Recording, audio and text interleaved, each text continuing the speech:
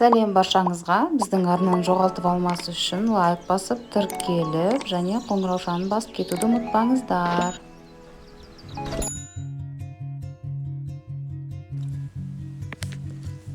Бүгін қарақатты қалай қысқа дайындау керек екенін мұздатып айтатын боламын. Алдымен айбаттап тазалап аласыздар, қайшымен мұртын, сабағын кесіп, содан кейін жақсылап жуып аламыз.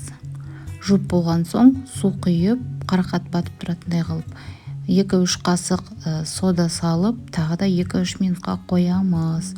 Ол кезде патогенный микробы деп айтады ғой. Микробтары, шаңдары далада өскендіктен әрине болады ондай. Соны жеңіл шайған кезде кетіп қалатындай қылып, содаға салып қойсаңыздар кететін болады оңай. Мұны тағы да 1-2 рет жуып аламыз айбаттап. Содан кейін мынандай қылып мен орамал төсеп, орамалға кептіріп алдым 1 сағаттай. Әбден құрғақ болғанша. Қыста сақтайтын қарақаттарыңыз әрине міндетті түрде қатты болу керек. Жарылғандар болса алып тастаңыздар. Езілгендер болса да жарамайды, себебі біз бұны қайнатпаймыз, мұздатқышта сақтайтын боламыз. Қант араластырып 1 килограмм қарақатқа 1 килограмм қант салып, блендердан өткізіп аламыз.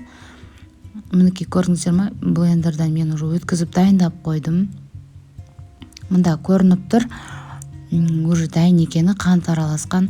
Осылай араластырып, айбаттап араластырып, қанты кішкене ерігенше 10 минуттай араластырасыздар. Одан кейін холодильникқа 2-3 сағатқа салып қоямыз.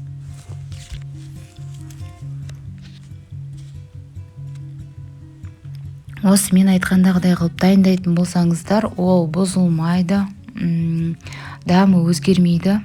Қалай свежий балғын болып тұрады, солай қыста да солай алып, мұздатқыштан шығарып, 1 сағатқа холодильникке қойып, тоңазытқышқа жіберетін боласыздар. Содан кейін нанға жағып, қыста таптырмайтын дәрумен болып есептеледі. Енді қайнатқан кезде оның дәрумендерінің барлығы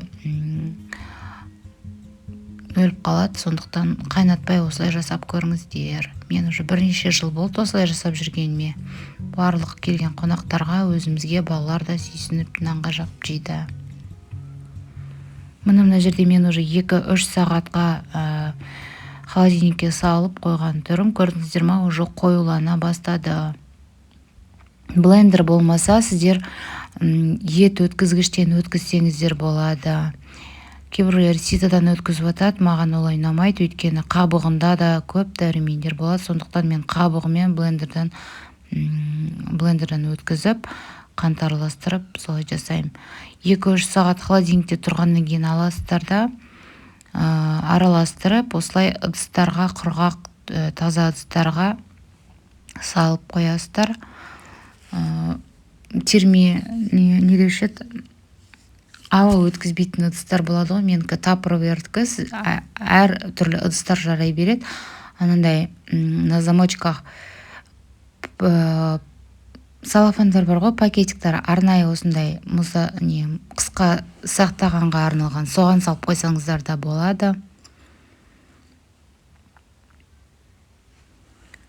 Мұны мен уже дайындап қойдым.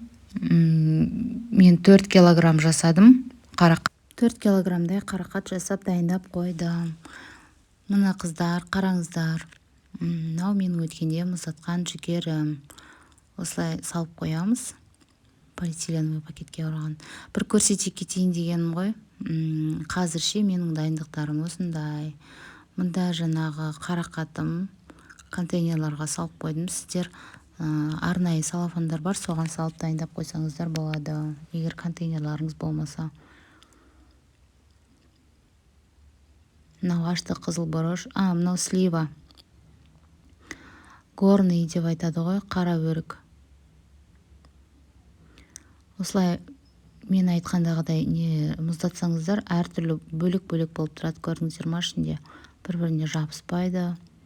Қалаған уақытта бір талдан алып қолдана берсеңіздер болады. Варенье жасағанда, варенье деппін ғой, жаңағы пирогты жасағанда немесе алып жесеңіздер, қыста таптырмайтын витамин.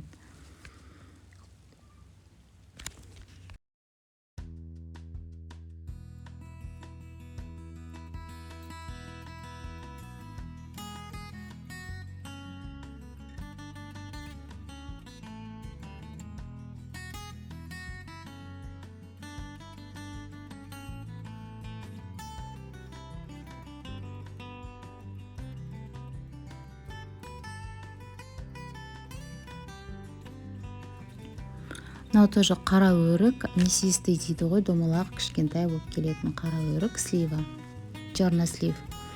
Мынау қызыл бұрыш, паприка, осылай 4 бұрышты қылып лагманға, тағы басқа тамақтарға дайындап қойдым. Уже рассыпчатый болып тұр, көрдіңіздер ме, бір-біріне жабыспайды, бөлек-бөлек болып тұрады. Мынау ашты бұрыш.